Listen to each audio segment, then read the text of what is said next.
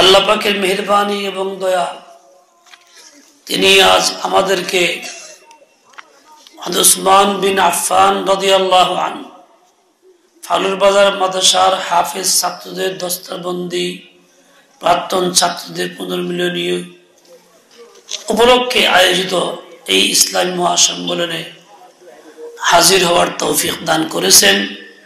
সেজন্য আল্লাহ পাকের শুকর আদায় করি, আলহামদুলিল্লাহ। রজব মাস জানুয়ারির 3 তারিখ 2025 ঈসাই। আল্লাহ তাআলা আমাদের এই সময়টাকে কবুল করেন, নাজাতের ওসিলা বানায় দেন। আমরা যে সময়টা কাটাইতেছি জীবনের একটা উত্তম সময়, কেননা এই সময়ের মধ্যে আমি আল্লাহর কথা মনে করতেছি, আল্লাহ তাআলাকে মুহাব্বত করি, তার রাসূল সাল্লাল্লাহু আলাইহি ওয়াসাল্লামকে মুহাব্বত করি, তার কথা মনে করতেছি, তার সুন্নাহকে ভালোবাসি। সেজন্যই আল্লাহ তাআলার কথা এবং রাসূলের আকদাসের কথা শোনার জন্য আমরা এখানে আসছি। আল্লাহ পাক দয়া করে আমাদেরকে আনছেন, বলি আলহামদুলিল্লাহ। যিনি আল্লাহ দয়া করে আনছেন তিনি যেন আমাদেরকে সবসময় আল্লাহ পাকের মুহাব্বতে পাগল পারা বানায় রাখেন। রাসূল আকদাস সাল্লাল্লাহু আলাইহি ওয়াসাল্লাম মুহাব্বত দিলের ভিতরে পরিপূর্ণ করে কানায় কানায় ভরে দেন। ছাত্র কোরআনে কারীম হিফজ করছে, সিনায় ধারণ করছে, হাফেজ কোরআন হয়েছে, অত্যন্ত আনন্দের বিষয়। তাদের জন্য মুবারকবাদী যারা হিফজ করেছেন, আজকে যারা আপনাদের দোয়া ও পাকি নেবেন, আল্লাহ তাআলা তাদেরকে সর্বোত্তম বিনিময় দান করেন এবং কবুল ও মঞ্জুর করেন। যেই প্রতিষ্ঠান থেকে তারা পড়াশোনা করে ফারিগ হইলেন, এই যোগ্যতা অর্জন করলেন, সেই প্রতিষ্ঠানকেও আল্লাহ তাআলা কবুল ও মঞ্জুর করেন। আপনারা যারা এর সঙ্গে সম্পর্ক স্থাপন করেছেন, দোয়া, আন্তরিকতা, সুপরামর্শ এবং অংশগ্রহণ ইত্যাদি দিয়ে আপনাদেরকেও আল্লাহ তাআলা সব রকম ফিতনা ফাসাদ থেকে হেফাজত করেন এবং দ্বীনের উপরে অটল থাকার তৌফিক দান করেন। সকলে বলি আল্লাহুম্মা আমিন। আমাদেরকেও আল্লাহ মাহরুম না করেন। এই যে আমার সময়টা কাটতেছে, এই সময়টা দিছেন কে? সময়ের মালিক কে? আল্লাহ দিছেন। আল্লাহ তাআলার দেওয়া সময় কার জন্য ব্যয় করব? জবাব দেন, কার জন্য ব্যয় করব? আল্লাহ তাআলার জন্যই ব্যয় করব। সময় যিনি দিছেন তিনি মালিক, তাকেই ফেরত দিতে হবে। এই সময় আমার কাছে আমানত, আমি এটাকে যেচ্ছায় তেচ্ছায় ব্যবহার করতে পারি না, যেমনি মনে চায় তেমনি কাটাইতে পারি না। এই জন্যই তো সময় হিসাব দিতে হবে। মালিকানা যদি আমার থাকতো, আমানত না হইতো, যা ইচ্ছা তাই করতে পারতাম, হিসাব দিতে হইতো না। আমাকে এই সময় দেওয়া হয়েছে আমানত। সময় পাইছো, ব্যবহার করো। কোন কাজে? যেই কাজে মালিক খুশি, যে জন্য মালিক দিলেন। মালিক কি জন্য দিলেন?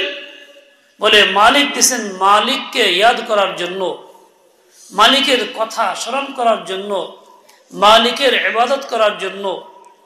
মালিক দিয়েছেন কেন? যাতে আমি এই সময়কে কদর কইরা খুব বেশি পরিমাণে মালিককে স্মরণ করি এবং আমার সম্পর্ক মালিকের সাথেই করি। আমার দিল দুনিয়ার সব থেকে সরায় ফেলি, শুধু একজনকেই দিই। এই জন্য সময়টা মালিক আমাকে দিয়েছেন। আলহামদুলিল্লাহ।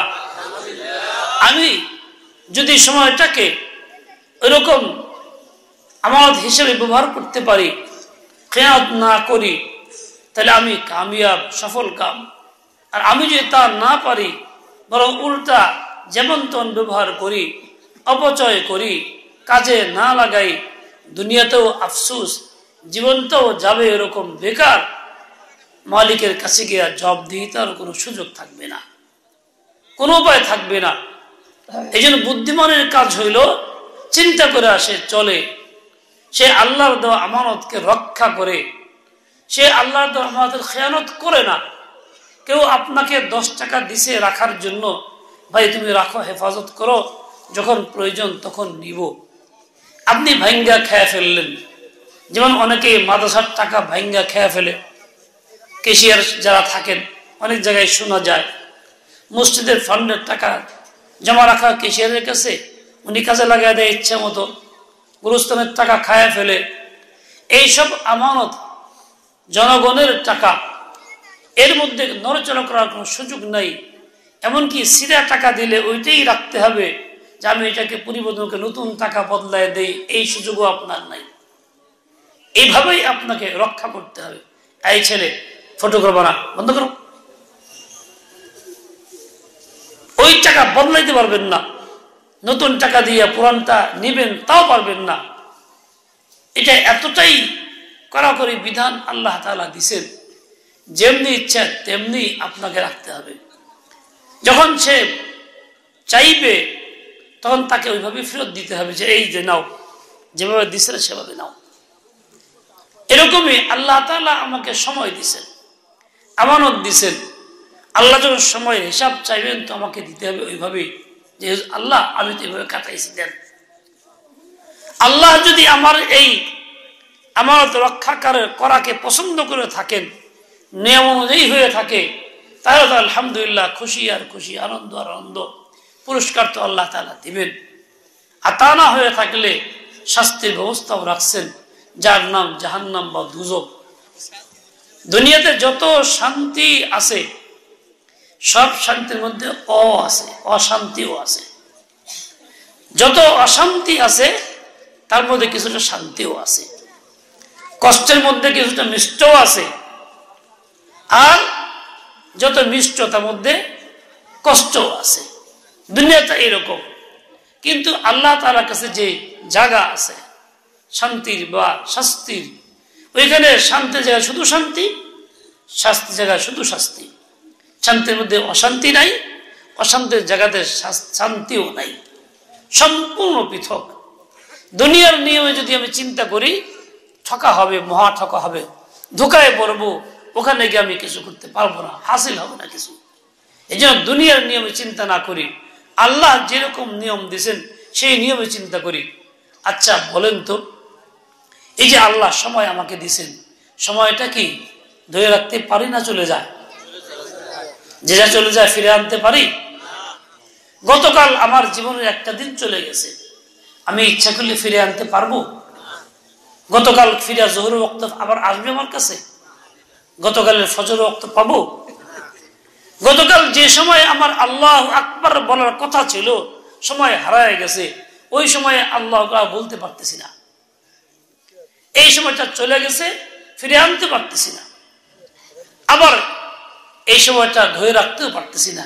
আমি যদি অলস হয়ে ঘুমায় থাকি, সময় কাটবে ঠিকই, কোনো কাজ না করি সময় কেটে যাবে। যদি আমি এইটা কোনো অন্যায় কাজে ব্যবহার করি, সময় কাটবে। এই সময় আমার আপনার থেকে খুব দ্রুতই চলে যাচ্ছে, আমি খবর পাইতেছি না। ইমাম আসমাঈ রাহমাতুল্লাহ আলাইহি একদিন হজের সফরে মিনাতে চলতেছিলেন, তো হঠাৎ দেখলেন এক জায়গায় লোকজনের খুব ভিড় জমায়েত হয়েছে। কাছে গেলেন, কি বলে এখানে তো ভিড় কেন, কি বিক্রি হয়? দেখলেন যে ওই লোকটা দায়িত্বে বলতেছে, ভাই জলদি নাও, পণ্য খতম হয়ে যাচ্ছে, তুমি নিলেও খতম হবে, না নিলেও খতম হবে। ক্রেতা ভাইরা তাড়াতাড়ি নাও, এমন জিনিস বিক্রি করতেছি যেটা আমি রাখতে পারতেছি না, নিলেও খতম হবে, না নিলেও খতম হবে। ব্যাপারটা কি? কাছে গিয়ে দেখি উকি ভাইরা বরফ বিক্রি করতেছে, প্রচন্ড গরম, বরফ বিক্রি করতেছে। বরফ তো কেউ নিয়ে গেলে খতম হয়ে গেল, পণ্য শেষ, নিয়ে গেছে মালিক, আর নাই, জমা থাকলো না। কেউ না নিলেও বরফ গলতে গলতে কি হয়ে যাবে? খতম হয়ে যাবে। ইমাম আসমাঈ রাহমাতুল্লাহ আলাইহি যে ওয়াল আসরি, জমানার কসম খায় আল্লাহ কেন বলছিলেন এইটার হিকমত বুঝে আসতেছিল না। ওই তখন বুঝছেন যে আল্লাহ তাআলা এই জন্য কসম খাইছেন সময়ের গুরুত্বটা আমাকে বোঝানোর জন্য, মূল্য বোঝানোর জন্য। সময় এমন জিনিস যে তুমি যদি কাজে লাগাও তবু এটা খতম হবে, কাজে না লাগাইলেও খতম হবে। তাই তুমি সময়টারে কাজে লাগাইয়া দামি বানাও, তুমি বেকার নষ্ট করে খতম করে দিও না। ও ভাই, এই যে মাটি আমরা কিনি, জমি, এই জমিন ফালা রাখলে ফসল পাওয়া যায়? চাষ করলে, আবাদ করলে, বীজ বপন করলে, প্রয়োজনে মেহনত করলে আশা করা যায়। আর যদি ফেলে রাখি যেমনি সেমনি, সেখানে হয়তো ঘাসপাত উঠবে কিংবা অন্য কিছু কাঁটাদার কিছু একটা উঠবে, যেটা আপনার তেমন উপকারে আসবে না। তাহলে এই জমিনটার মূল্য বৃদ্ধি হবে আপনার ফসলের দ্বারা, লাভবান হবেন এটাকে আবাদ করার দ্বারা। জীবনের সময়টাকে যদি আবাদ করেন তাহলে এর দ্বারা লাভবান হবেন। যে আবাদ না করেন, ফেলে রাখেন, গাফলতের মধ্যে কাটায় দেন, কর্মহীনতার মধ্যে থাকেন, তাহলে আপনার এই সময় থেকে আপনি উপকৃত হইতে পারতেছেন না, আপনি সফল পাইতেছেন না। আজকে আমরা সময় কাটাইতেছি অলসতার মধ্যে। শুধু অলসতার মধ্যে না, আমি আল্লাহ পাকের নিয়ামত ভোগ করতেছি, খানা ঠিক মতো খাইতেছি, এক ওয়াক্তের জায়গায় 3 ওয়াক্ত, 3 ওয়াক্তের জায়গায় 10 ওয়াক্ত। এক মহিলাকে জিজ্ঞেস করছে নামাজ পড়ো, বলে পড়ি। কয় ওয়াক্ত? বলে 10 ওয়াক্ত। 10 ওয়াক্ত কেমন হইল? তো গালা শুরু করছে, 5 ওয়াক্ত ফরজ তো আছেই, তাহাজ্জুদ, ইশরাক, চাঁদ, ফাই, এরকম 10 ওয়াক্ত পড়ি। ও ভাই, আশা নামাজ 10 ওয়াক্ত ফরজ না, ফরজ কয় ওয়াক্ত? 5 ওয়াক্ত ফরজ। মানে সে নফল সুদ্ধা, মুস্তাহাব্বাত সুদ্ধা সব পরে সব গোনা শুরু করছে। আচ্ছা দেখেন, এই লোকটাকে আল্লাহ তাআলা 10 ওয়াক্তের জিম্মাদারি দেন নাই, 5 ওয়াক্তের জিম্মাদারি দিয়েছেন। যে লোকটা 5 ওয়াক্ত ঠিক মতো ইতিমাম করে নামাজ পড়ে, সে আসল নামাজি, বাকিগুলির দায়িত্ব তার না। আল্লাহ নবীর তরিকা কি? নবী আকরাম সাল্লাল্লাহু আলাইহি ওয়াসাল্লাম উম্মতকে 5 ওয়াক্তের কথা তো বলছেন, কিন্তু তিনি কি 5 ওয়াক্তই শেষ করছেন না? আরো কিছু করছেন, আরো কিছু করছেন। তাহাজ্জুদ নিয়মিত করছেন, কখনো রাতভর, কখনো একটু পরে পরে নামাজ পড়ছেন, এশাক চাষ পড়ছেন, আযাবিন পড়ছেন, নবী আকরাম পড়ছেন। উম্মতকে এরকম তাকিদ দেন নাই পড়ার জন্য, বরং ফজিলত বয়ান উৎসাহিত করছেন। কে মনে চাইলে পড়লো, কেউ না পড়লো। নবী ছিলেন দাঈ ইলাল্লাহ, আল্লাহর দিকে আহ্বানকারী। যে আল্লাহর দিকে আহ্বান করে তার একটা বড় কাজ হইল যে সে যে দাওয়াত কাজ, যার দায়িত্ব, তার দায়িত্ব এটা পূরণ করবে, তার সাথে আল্লাহ পাকের জিকিরে ফিকিরের সময় বেশি লাগাবে, ইবাদতে বেশি কাটাবে, ফরজ তো করবে, নফলও করবে। এই জন্য নবী আকরাম এগুলি করছেন। এর দ্বারা কি হয়েছে? নিজের আত্মার বৃদ্ধির চিন্তা করছেন, যোগসূত্র আল্লাহর সাথে বেশি করছেন, সম্পর্ক গভীর করছেন। দাঈর সিফত হলো এই আল্লাহর সাথে সম্পর্ক গভীর করা। আমি আপনি দাঈ হই, দাওয়াতের কাজে লাগি, শুধু অন্যের ফিকির দৌড়াদৌড়ি, এটা সেটা আবি যাবি আসেই, নিজের বেলায় এরকম কিছু থাকে না। আর এই জন্যই এই লোকগুলি গুমরাহির মধ্যে পড়ে, দিলে নূর থাকে না, দিল বেনূর হয়ে যায়, জুলমত পয়দা হয়। এই জন্য যা ইচ্ছা তাই বলে, যা ইচ্ছা তাই করে, শরীয়ত বিরোধী কথাবার্তা বলে। এই যে তাবলীগের নামে একটা গ্রুপ আলাদা হয়ে গেছে, এদের অবস্থা এই খালি উম্মতের ফিকির, আলমী ফিকির। এই ফিকির করতে করতে নিজের কোনো খবর নাই, এখন নিজে কোনো সহি কথাও শিখে নাই, সহি আমলও করে না, কোনো আলেমের সহমত তার কাছে নাই, কোনো কিছু নাই, বাস শুধু ফিকির। এখন তারা গুমরাহের মধ্যে পড়ছে। কত বড় গুমরাহের মধ্যে আল্লাহ পানাহ দেন, হিদায়াত দেন তাদেরকেও, আমাদেরকে হিদায়াত কায়েম রাখেন, যে কল্পনা করা মুশকিল। দায়ের কাজ হইল শুধুমাত্র অন্যের ফিকির না করা, বরং নিজের ফিকির তার চেয়ে বেশি করা। আমার ভাই, এই জন্য আমি আপনি যে জায়গাতে আসি, আমার কর্তব্য যেমন আমি পালন করব, তার সাথে আমাকে কিভাবে সাজাবো, নওয়াফিল দ্বারা, যিকুরুল্লাহ দ্বারা, সমাজে কিভাবে বেশি কাজে লাগাবো, কত বেশি আল্লাহ তাআলার নাম নেওয়া যায়, এই ফিকির করব দোয়ার মাধ্যমে। মানে সময়টা এর মধ্যেই যেন থাকে, দিল একদম খালি না থাকে, প্রতি মুহূর্তে যেন আল্লাহকে মনে করি। রাসূল আকরাম জিন্দেগি এমন ছিল, কানা ইয়াযকুরুল্লাহ আলা কুল্লি আহইয়ানি, তিনি প্রতি মুহূর্তে আল্লাহর জিকির করতেন। এমনকি খানার সময়ও, গোসলের সময়ও, বাজারে গেলেও, বাইরে গেলেও, ডাইন দরবারে গেলেও, এমনকি স্ত্রীর সঙ্গে মিলেমিশার সময়ও, পেশাব পায়খানার সময়ও দিলের ভিতরে আল্লাহ থাকতো। এক সেকেন্ডও আল্লাহকে গাফিল হইতেন না। রাসূলের জিন্দেগি তো এমন ছিল, সময়টা এমন কাজে লাগাইছেন, একটা মুহূর্ত আল্লাহ থেকে গাফিল না। আমার আপনার জিন্দেগি আছে, সময় আল্লাহ আমাকে দিচ্ছেন, আমার হিসাবে দিচ্ছেন, ব্যবহারের ক্ষেত্রে আমি সেই রক্ষা করতে পারতেছি না, করতেছি না, গাফিলতির মধ্যে কাটাইছি। 24 ঘন্টার বেশি সময় ধরে আমি কাটাই এরকম যে আল্লাহর নাম মুখে উচ্চারণ হয় না, দিলেও থাকে না। আমি মনে করতেছি আমার স্বাধীন মতো আমি চলতেছি, আমার ইচ্ছা আমি যেমনি মোল্লা তেমনি চলবো, সংসার কেমনে চালাবো আমার স্বাধীন মর্জি মতো চালাবো, এই জন্য আমি আমার মতো চলতেছি। কিন্তু এটা যে আল্লাহ পাকে দেওয়ার সময় নষ্ট করতেছি, আমাদের খেয়ানত করতেছি, এর প্রতি মোটেই ভ্রুক্ষেপ হইতেছে না। ও ভাই, মানুষ শিরকে মুবতালা হয়, দুই রকম শিরক কাজ করে। এক শিরকে খাফি, আরেকটা শিরকে জলি। বড় শিরক প্রকাশ্য দেখা যায়, যারা মূর্তি পূজা করে প্রকাশ্য শিরক করে, যারা মূর্তি পূজা করে না কিন্তু শিরকের মতো আকীদা ধ্যান ধারণা রাখে, মানে আল্লাহর যে ক্ষমতা মাখলুক সেই ক্ষমতা দিয়ে দেয়। অমুকে তো গায়েব জানে, অমুকে তো আমাদের সব অবস্থা জানে, কখন কি করতেছি। এই জন্য মানুষ বলে কোনো আল্লাহ হুজুর একটু খেয়াল রাখেন, নজর রাখেন, মানে আমি যে কোনো হালাতে থাকি নজর দেখে আপনি ফিরিয়ে না বলে ক্ষমতা মানে ব্যাখ্যাই তার। এটা যে ভ্রান্তি, এটা ধোঁকা, সেটা কি চিন্তা চেতনা ওই মুশরিকদের দাওয়াত থেকে আসছে যায়, এরকম তো আছে। এছাড়া কোনো মাখলুককে ওই আসনে দেওয়া, কোন মাখলুকের হুকুমকে আল্লাহর হুকুমের চেয়ে গুরুত্ব বেশি দেওয়া। আল্লাহ নামাজ ফরজ করছেন, তো এই ফরজ আমাকে আদায় করতে হবে, সবচেয়ে বড় কাজ হুকুম হলো আল্লাহ তাআলার। দেখা গেল ওই নামাজ ফরজের আগে আমার কোনো মুরব্বী একটা হুকুম দিছে, ওইটা আমি করতেছি, ওইটা করতে গিয়ে আমার নামাজই শেষ, রক্তও শেষ, নামাজও শেষ, আমি নামাজ পড়বো না, করে হুজুরের হুকুমে যাই করে লই। তাহলে হুজুরকে তো আল্লাহর চেয়ে বেশি আল্লাহর সঙ্গে বসাইল, হুজুরের হুকুমটাকে আল্লাহর হুকুমের চেয়ে গুরুত্ব বেশি দেওয়া হইল, ফল কি আল্লাহর হুকুম পালন করা হইল না। এটা যেমন শিরক। একটা শিরক আছে যে শিরক আমি আপনি সবাই লিপ্ত, ইল্লা মাশা আল্লাহ। সেটা কি? প্রত্যেকেই নিজের নফসের পূজারী, প্রত্যেকেই নফসের পূজারী, মনে যা বলে সেটা, নফসের সিদ্ধান্ত এই সিদ্ধান্ত, মনের কথা এই কথা। একজন মারা গেছে, রাসূলের তরিকা আল্লাহর বিধান তো দ্রুততম সময়ে জানাজা পড়ো, কাফন দাফন করো। আমার তো না, একদিন পরে সবাই লোকজন আসবে, অমুক আসবে, তমুক আসবে, আত্মীয় স্বজনরা আসবে, 1.5 দিন পরে, 2 দিন পরে, ভাই এটা কেন করতেছেন, এত সব কথা বুঝি না, আমি বলি আমি যা করি তাই।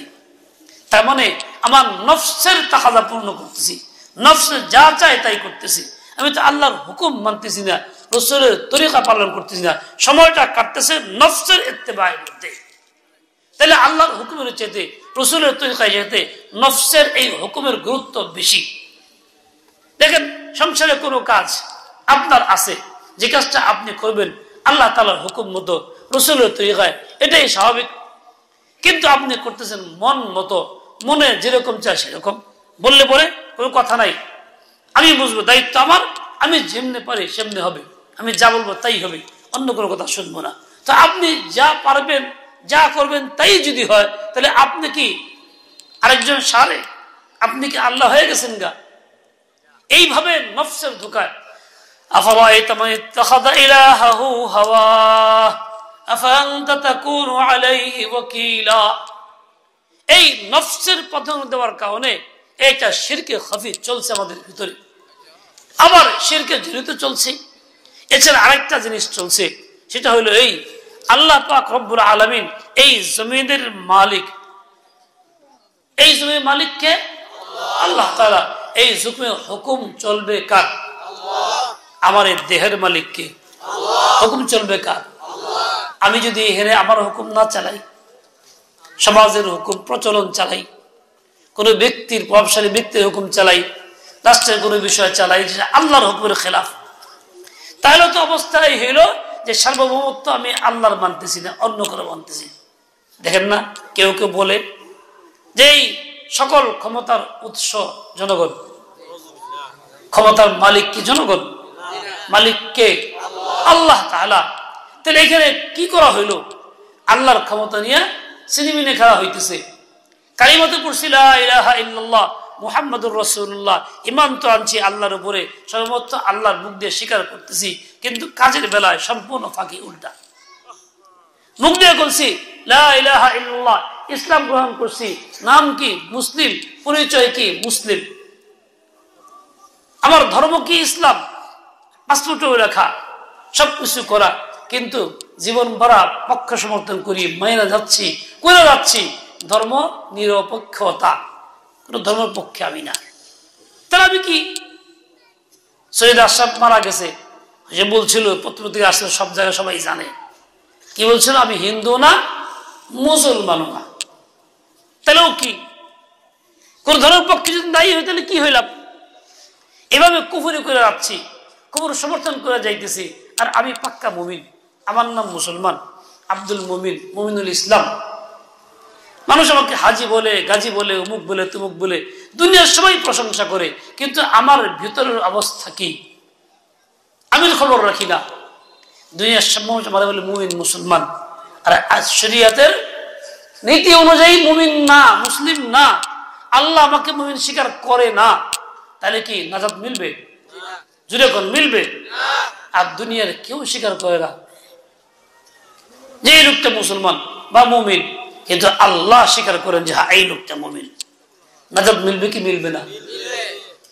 তাহলে আমার তো আল্লাহ পাকের স্বীকারোক্তি দরকার, তার সমর্থন দরকার, তার সন্তুষ্টি দরকার, মাখলুকের সমর্থন না, তাদের স্বীকারোক্তি না। মাখলুক আমাকে আপনার কি করবে, কি দিবে?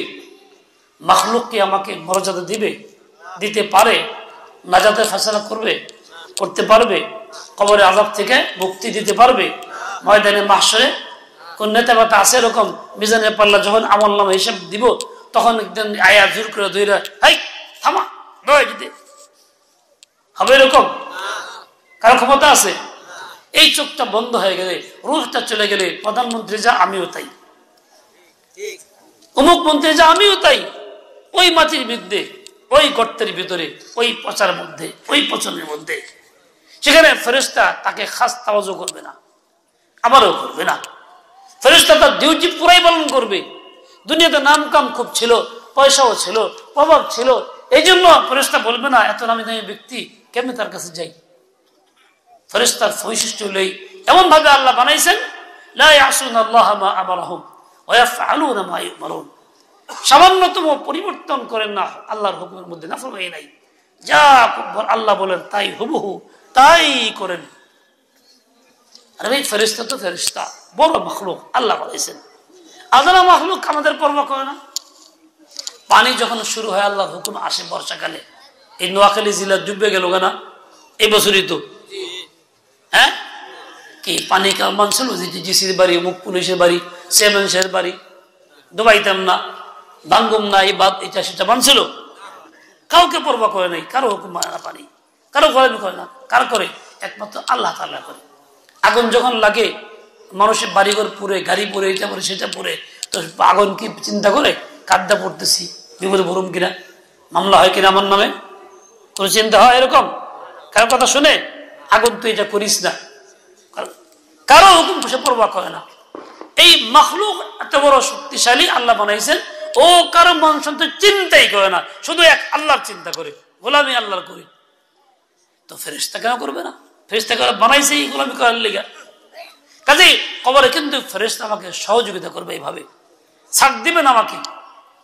তোমার নেতা নেত্রীও না, কোন শক্তিও না, সেখানে একমাত্র আল্লাহ তাআলাই সবকিছু করবেন। মালিককে আল্লাহ। কাজে দুনিয়ার যে কয়দিন আসি সর্বত্র মানবো আল্লাহ, ক্ষমতা মানবো আল্লাহ, ধর্ম নিরপেক্ষতাও না, সকল ক্ষমতা উৎসাহ জনগণ এইটাও না, সকল ক্ষমতা উৎসাহ আল্লাহ মানবো। এই জন্য আমার আপনার জিন্দিগি হবে এরকম যেমন রসুলের জিন্দিগি ছিল। রসুলের জিন্দিগিতে ইসলামী রাষ্ট্র ব্যবস্থা ছিল কি ছিল না? বিশ্বাস করেন? কে কে করেন? রসুল মদিনায় রাষ্ট্র কায়েম করছিলেন? আল্লাহ তারপরে আবু বকর সিদ্দিক রাদিয়াল্লাহু আনহু খলিফাতুল মুসলিমিন, উনি কি রাষ্ট্র কায়েম করছিলেন, চালাইছিলেন। সে রাষ্ট্রের নাম কি?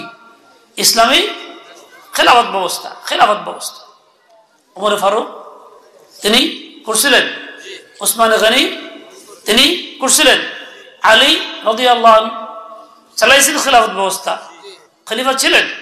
এগুলি কোরআনে আছে, তো মূল খেলাফতের কথা আছে, হাদিসে এদের 4 জনের কথা আছে, খেলাফত ব্যবস্থার কথা আছে। আচ্ছা, নামাজ তো ইসলাম, এটা তো অশেয়ার করি না, ভাল লাগে পড়ি, মানুষকে বলে দাওয়াত দেই, কিন্তু খেলাফত যে ইসলাম, এটা কারা দাওয়াত দেই? এটা কতটুকু মানি, কতটুকু স্বীকার করি? কি নামাজ ইসলাম পড়তে হবে, রোজা ইসলাম করতে হবে, পয়সা হলে হজ ইসলাম আদায় করতে হবে, এগুলি তো মোটামুটি কিছু একটা মানি। ইসলামী খেলাফত ব্যবস্থা যে ইসলাম রাসূল করছেন, সাহাবায়ে কেরাম করছেন, খোলাফায়ে আরবা করছেন, এই যে চেষ্টা করতে হবে, মেহনত করতে, এটা যে ইসলাম, এটা বুঝে আসেনি। চিন্তা করি কোনো সময় কেউ বললে মানি, উল্টাকে আয় রাজনীতি কথা কইবেন না হুজুর, যে রাজনীতি করতেছেন, তার মানে কি ইসলাম বললে রাজনীতি বলে গালি দিয়ে দেই। আর আমরা যেটা করি এটা রাজনীতি না, ওটা অন্য কিছু। মানে কুফরি মেজাজ এমন তৈরি হয়েছে, ইসলামী খেলাফতের কথা কইলে মেজাজ গরম হয়ে যায়, বিরক্তি আসে, রাগ উঠে, বাধা দিয়ে দেয়। কে দেয় বাধা? নামাজি, প্রথম কাতারের মুসল্লি, সমাজে মুক্ত মুখ। তাহলে কি বোঝা গেল ওই লোকটার দিলের মধ্যে ইসলাম নাই। ইসলামের সামান্যতম একটা কিছু যদি অপছন্দ করে, ঘৃণা করে, আদরা মুস্তাহাবকে যদি ঘৃণা করে, তাহলে ইমান থাকে না, কাফের হয়ে যায়। অপছন্দ করলে কাফের হয়, বিদ্রোহ করলে কাফের হয়। খিলাফতের কথা কয়, জবর একখান মোল্লা হয়েছে, মোল্লাও মরে গেছে গা, এরকম কথাও যদি বলে, তাহলে খেলাফত নিয়ে টিটকারি করলো, কি হবে? ইমান থাকবে না। কোথায় আছি? নাম তো মুমিন, নাম তো মুসলিম, কিন্তু করতেছেটা কি? ও ভাই, এইরকম ইমান ইসলাম নিয়ে গেলে কবরে পার পাওয়া যাবে না। এই ইসলাম, এই ইমান কবর পার হবে না। আমাকে খাঁটি ইমান আনতে হবে, খাঁটি ইসলাম গ্রহণ করতে হবে। ইসলামের সবকিছু ফরজ, ওয়াজিব, সুন্নত, মুস্তাহাব, এই সবকিছুকে আমাকে ইসলাম মানতে হবে। ফরজ চাই ফরজের পর্যায়ে, মুস্তাহাবকে মুস্তাহাবের পর্যায়ে। যদি ভালো না লাগে, ঘি না লাগে, কষ্ট লাগে, তাহলে বোঝা গেল আমি ইসলাম গ্রহণ করি নাই, আমার ইসলাম গ্রহণযোগ্য না। রাদিয়াতু বিল ইসলামে দীনা, আল্লাহ তাআলা শিখিয়েছেন নবী এর মাধ্যমে। কি কালিমাটা? কি কালিমাটা? কি রাদিয়াতু বিল্লাহি রাব্বান ওয়া বিল ইসলামি দীনান ওয়া বি মুহাম্মাদিন নাবিয়্যান। আমি আল্লাহকে রব মানছি, এতে আমি তৃপ্ত, সন্তুষ্ট। আমি অন্য কাউকে রব মানি না, আংশিকও না, পূর্ণও না। একমাত্র ক্ষমতার রব হওয়ার কার? আল্লাহ তাআলা। সিফাত কার মধ্যে আছে? আল্লাহর মধ্যে আছে। বেশ ভালো কথা। ইসলাম পাই আমি সন্তুষ্ট, তৃপ্ত। মানে ইসলাম ছাড়া অন ইসলামের কোনো কাজ আমার কাছে পছন্দের না, ঘৃণার। আর ইসলামের সবকিছু আমার কাছে পছন্দের। সব ইসলামের মধ্যে যে কাটা খাওয়ার যে অনুমতি থাকে, কাটা যদি চাবাই চুষা খেয়ে থাকেন, হাত দিয়ে যদি চাবাই খেয়ে থাকে, অনুমতি থাকে, এটা আমার কাছে পছন্দ, যদিও খারাপ লাগে কারো কাছে। এই যে চা খাই, পান করি, এরপরে দোকানে গিয়ে চা খাওয়ার সময় অন্য সব গুণা তো করি করি, চা কিছু থুয়ে দিই, ভদ্রতা। বেশিরভাগ লোক হয় না? আর যদি দুনিয়ার কোনো অনুষ্ঠানে তার বেশি করে হয়। ইসলাম বলে এটা ইসরাফ, এটা কবিরা গুনাহ। এই কাম যে শয়তানের ভাই, আমাকে দূর হইল নাকি, এই তো সাংঘাতিক নিম্নমানের কাজ হইল, এই যে একটু ছাড়লে কি হলো? তাহলে আমি ইসলামের এই হুকুমটা মানলাম? মনের ভিতরে এর প্রতি তৃপ্তি আছে? থাকলে করি না কেন? তাহলে আমার ইসলাম গেল কোথায়? এর জন্য ইসলাম থাকবে না। পরিচয় দেওয়া যাবে মুসলমান, নাম বলা যাবে মুসলমান, আদম সময় থাকতে পারে, আল্লাহর দরবারে মুসলমান থাকতে পারবো না। সোজা কথা। আমাকে ওইটুকু মানতে হবে যে ইসরাফ করা যাবে না, আমি করব না। মানুষ লজ্জা দেবে, দীক্ষা।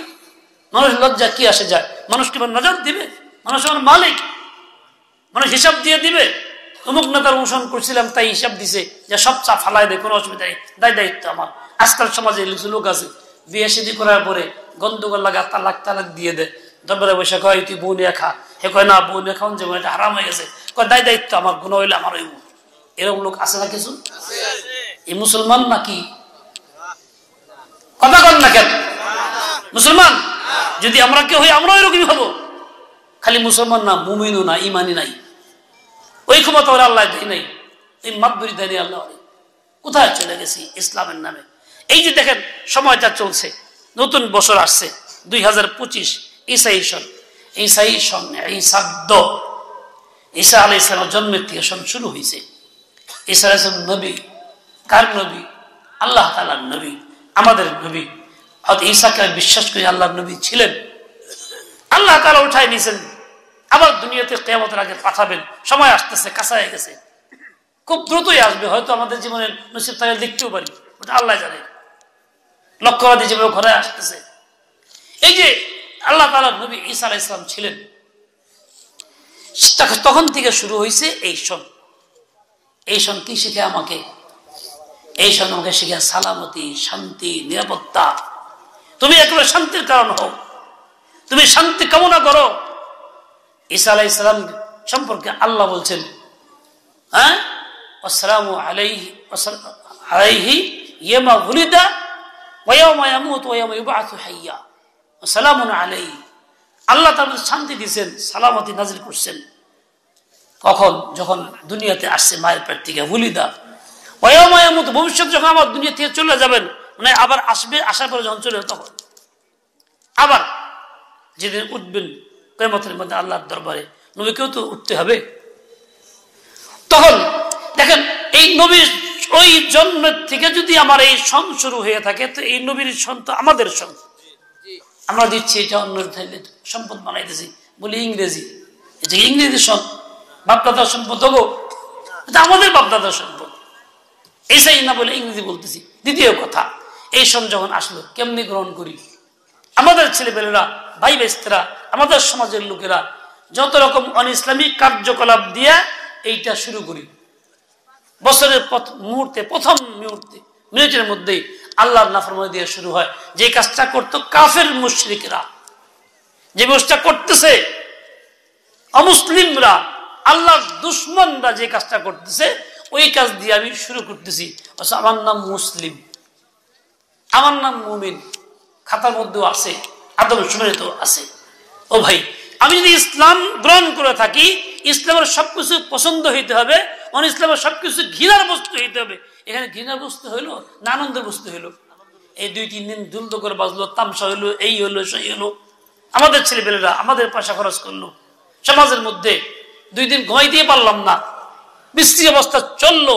তাহলে ইসলাম তো এটার নাম না, খালি মুখ দিয়ে করে লা ইলাহা ইল্লাল্লাহ আর স্বাধীন মতো জীবন চাইলাম, যেমনি মোল্লা তেমনি সময় কাটাইলাম। এই যে রাত 12টা 1 মিনিটে আল্লাহ সময় দিছে, কি জন্য দিছে? ও যুবক, তুমি নবীর পাকের জিন্দেগি দেখো। তুমি যে নবীর উম্মত দাবি করতেছো, যার সুপারিশের আশা করতেছো, যার কাছে তুমি আল্লাহ গিয়া হাউজে কাছে পানি পান করতে চাইতেছো, তার জিন্দেগি দেখো। রাত 12টার মধ্যে তিনি কি করছেন? তিনি কি তোমাদের মতো মোবাইল টিপা টিপা হারাম দৃশ্য দেখে সময় কাটাইছেন? তিনি কি তোমাদের মতো গান বাজনা করে সময় কাটাইছেন? তুমি কি নাচ করে সময় কাটাইছেন? তোমাদের মতো মেয়েদের সাথে উল্টা পাল্টা চলে সময় কাটাইছেন? ও যুবক, তোমাকে আল্লাহ সময় দিছে, শক্তি দিছে, সামর্থ্য দিছে, তুমি দীর্ঘ সময় দাঁড়ায় থাকতে পারবা, বিরুদ্ধে দাঁড়ায় থাকতে পারে না। আল্লাহ নবী রাত বড় দাঁড়ায় থাকছেন দীর্ঘ সময় পর্যন্ত, তুমি সেটা দেখো না কেন? তোমাকে আল্লাহ দিয়ে শক্তি, ধৈর্য দিছে, তুমি সাজদা করার সময় দিতে পারবা, কাটাইতে পারবা, তুমি দীর্ঘ সময় আল্লাহ কাছে কান্নাকাটি করতে পারবা। তোমার সময় তো আল্লাহ এই জন্য দিছে, কিন্তু ওই কামের লিখে তো দেয় নাই। তুমি ইসলাম মেনে থাকো, মুসলিম হয়ে থাকো, তাহলে ওইটা তো ঘৃণার বস্তু হওয়া দরকার ছিল। ওইটা তো ঘৃণার বস্তু মানুষ গ্রহণ করে না। পায়খানে ঘৃণা করে, কেউ আপন করে পকেটে নেয় না, বুক পকেটে লয় না, তার প্রশংসা করে না, ওই পায়খানে ঘর লেবে না, ঘৃণা করে। যেহেতু ওই ইসলাম যদি ঘৃণা করে থাকতা, তো ঘরে কেন আনছো, সমাজে কেন আনলা? এতে আমিও সন্তুষ্ট, আমিও খুশি, আমার কাছে খারাপ লাগতেছে না। তো কি তুমি এমন একটা আদর্শ আনলা, অমুসলিমের আদর্শ। দেখেন, ইমান ভেঙ্গে যায় রসুলের আদর্শের কোনো কিছুকে অপছন্দ করলে, ঘৃণা করলে, অথবা অন্যদের কোনো আদর্শকে পছন্দ করলে।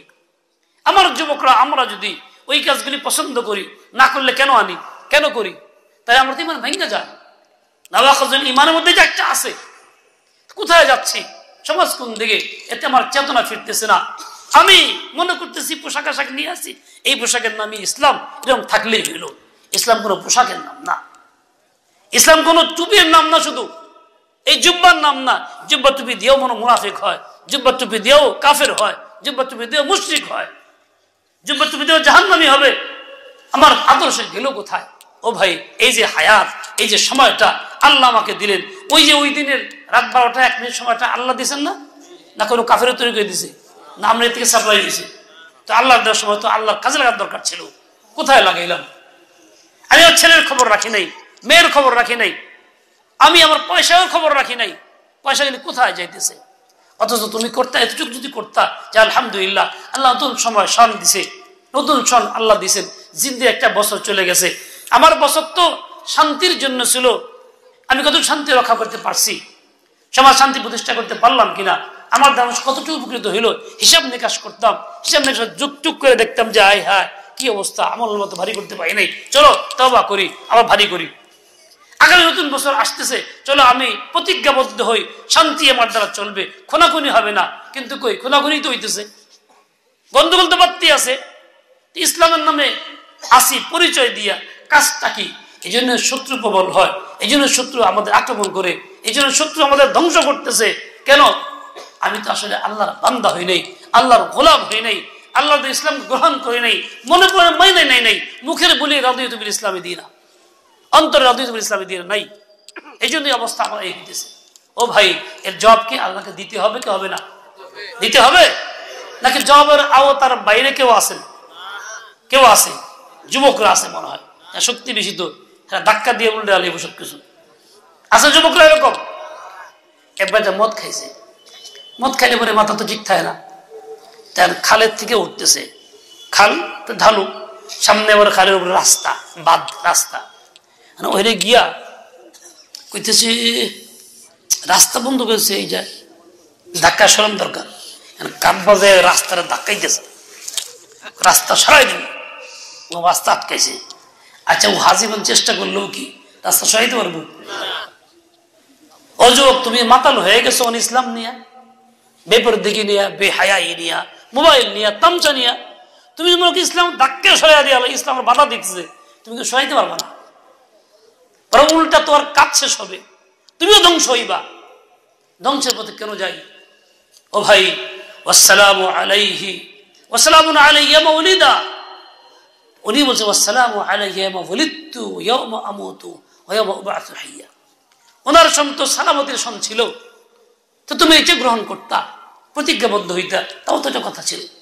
তুমি এই দোয়া করতা, আল্লাহুম্মা আদখিল আলাইনা বিল আমনি ওয়াল ঈমান ওয়াস সালামাতি ওয়াল ইসলাম ওয়া রিদওয়ান মিনার রহমান ওয়া জিওয়ার মিনাশ শাইতান, তাও তো এটা কাজে লাগতো। তাহলে তোমার ওই সন্তান তুমি গ্রহণ করতা, তোমার ফিকির পয়দা হইতো। ও ভাই, এই যে দিন রাত সময় যাইতেছে, সময়গুলি আমরা একটা ছাড়তেছি, একটা গ্রহণ করতেছি, টের পাইতেছি না। প্রতিটা মূর্তি ইসলাম আদর্শ আছে, এটা এমনিতে না, তামসার কোনো জিনিস না। এই রাত্রেবেলা ঘুমাই যে, এই ঘুম বরণ করতে হয়, ঘুম বরণ করতে হয়, বরণ করে কে? মুহাম্মদ রাসূল শিখিয়েছেন, ওই ব্যক্তি বরণ করে যে এই কথা বলে ঘুমায়, আল্লাহুম্মা বিসমিকা আমুতু ওয়া আহইয়া, ও আল্লাহ তোমার নামে আমার মৃত্যু, আমার জীবন, আমি যে শুইতেছি তোমার নামেই শুইতেছি, হইতে পারে মৃত্যু হয়ে যেতে পারে, তুই ভালো জানো, বাঁচলে তোমারই যে মেহরবানি। এই এটাকে গ্রহণ করে শুইতে হয়। তুমি যে মোবাইল নিয়ে শো, কখন তুমি এটা কইবা? রাসূল তো আদর্শ শিখিয়েছেন, মুসলিমের তরিকা তো এইটা। ঘুম থেকে উঠবা, আলহামদুলিল্লাহ আল্লাহ নিয়ামত দিছে, তুমি তখন তুমি কি করবা? এই বাকি হায়াতটাও তুমি গ্রহণ করতেছো, বরণ করতেছো, কি দিয়ে বরণ করবা? তুমি বলবা আলহামদুলিল্লাহিল্লাযী রাদ্দা আলাইয়া রূহি, ওই আল্লাহর যাবতীয় প্রশংসা যিনি আমার দেহে রূহটাকে ফেরত দিবেন। ইচ্ছা করলে ফেরত না দিয়া আটকে রাখতে পারতেন। ওয়ালাম ইমসিকহা ফি মানামি, ঘুমের মধ্যে আল্লাহ কবজ করে নেন নাই, এটা আল্লাহর দান। তুমি এখন যে হায়াতটা পাইলা, নতুন সময়টা, এই সময়টা তুমি কেমনে বরণ করবা?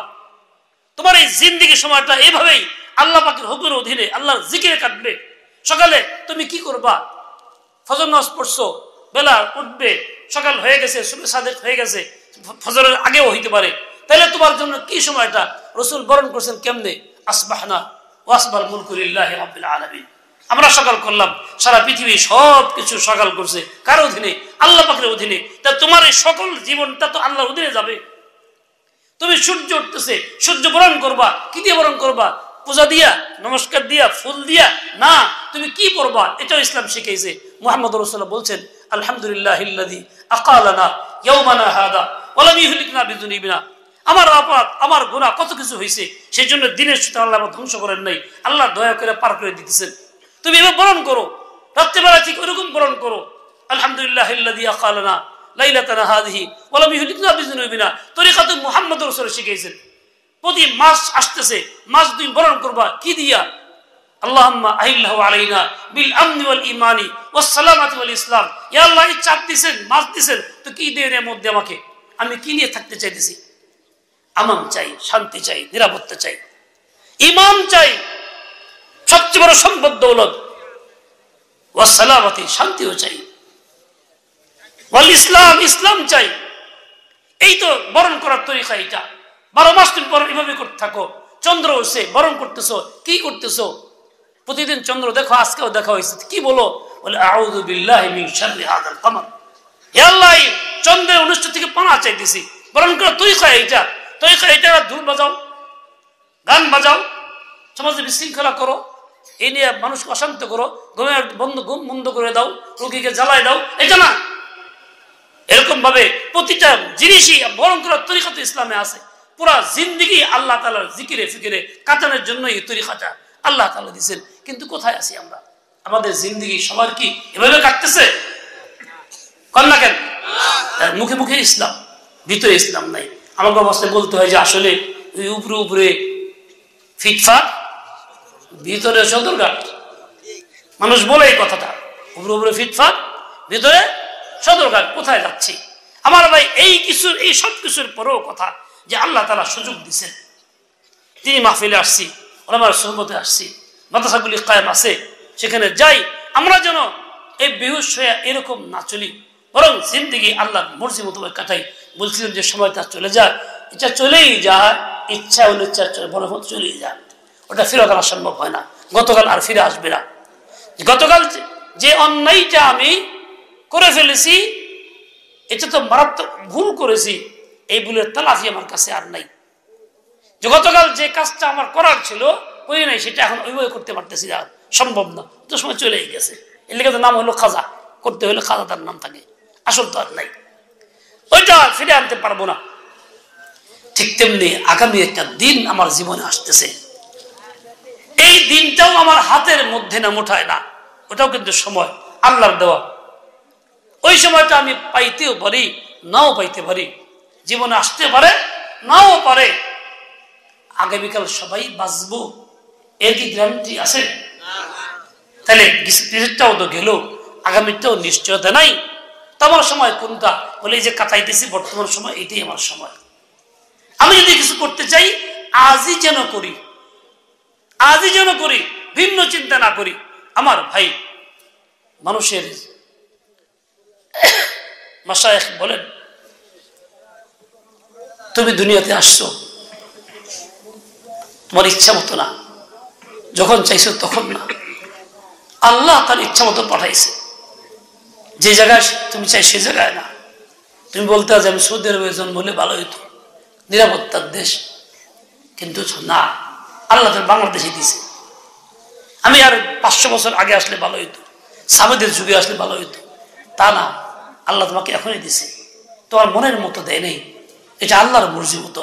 যারে যখন যেই জায়গাতে চাইছেন আল্লাহ শিখা দিচ্ছেন। ঠিক তোমার জিন্দেগি যখন চলে যাবে তখন এই অবস্থাই হবে, চাইলেই তুমি পারবা না, মন মতো যাইতে পারতেছো না। আর 60 বছর বাঁচলাম এই কাজটা করে দিয়ে যাই, 60 বছর পরে মরুম, এই কথা বলতে পারতেছো না, ক্ষমতা তোমার কাছে নাই। তুমি চাইতে যাইবে তো আল্লাহর মর্জি মতো যাও, কোথায় মরবা তাও যাবো না। হজে গিয়ে মরবা না বাংলাদেশে মরবা, রাস্তার গাড়িতে পরে মরবা না ঘরে শুয়ে মরবা, তাও তো যাই না। আল্লাহ জানেন, যাওয়াটাও তোমার ইচ্ছা, মর্জি মতো না, আল্লাহর মর্জি মতো। আসা যাওয়া দুটাই নিয়ন্ত্রণের বাইরে, শুধু আল্লাহর মর্জিতে চলে। কামিয়াব বান্দা সেই যে এই মাঝখানের সময়টুকু যা ভোগ করতেছে, সে আল্লাহর মর্জি মতো চলে, নিজেকে আল্লাহর মর্জি মতো চালায়, সেই হলো বান্দা। আল্লাহ তাআলা আমাদের সবাইকে তৌফিক নসিব করেন, সকল ভুলভ্রান্তি থেকে হেফাজত করেন, নফসের এবং তাগুতের ইত্তেবা থেকে হেফাজত করেন। বাকি জীবনটা আমি আল্লাহর মর্জি মতো চালাবো, খেলাফত ব্যবস্থার জন্য মেহনত করবো, একে একে দাওয়াত দিব, বলবো, এবং এই খেলাফতের জন্যই আমার ফিকির থাকবে। আল্লাহ তাআলা আমাকে আপনাকে তৌফিক দিয়ে দেন, মাহরুম না করেন। যেসব ছেলেরা কোরআন পাকের হাফেজ হয়েছে, তারা শুধু হাফেজ হয়েছে, কোরআন মুখস্থ করে সিরা গ্রহণ করছেন। হয়তো অনেকেই মাত্র কম বয়সে কিতাবখানা ভর্তি হন নাই, পারেন নাই, পড়তে পারেন নাই, তারা পাক্কা নিয়ত করবেন ইনশাআল্লাহ তাআলা আমি এই পর্যন্ত শেষ না, আমি কোরআনে পাক বুঝবো, আল্লাহ কালাম বুঝবো, শিখবো এবং সে মোতাবেক চলবো, আল্লাহর মর্জি মোতাবেক চলবো, নিয়ত করে ফেলি। এবং এটাকে দুনিয়া কামাইয়ের জন্য উপকরণ না বানাই। দুনিয়া যা দরকার আল্লাহ আমাকে হালাল তরিকায় রাখছেন, দুনিয়াতে সেই তরিকাই দিবেন। এইটাকে সরাসরি দুনিয়া উপার্জনের ব্যবস্থা আমি কামাই না করি। আল্লাহ পাক তৌফিক নসিব করেন এবং সবাই সব গুনাহ থেকে বাঁচি। ওয়াসাল্লাল্লাহু তাআলা আলা নবিয়িল উম্মি ওয়া আলা আলিহি ওয়া আসহাবিহি ওয়া বারাকা ওয়া সাল্লাম। সুবহানাকাল্লাহুম্মা ওয়া বিহামদিক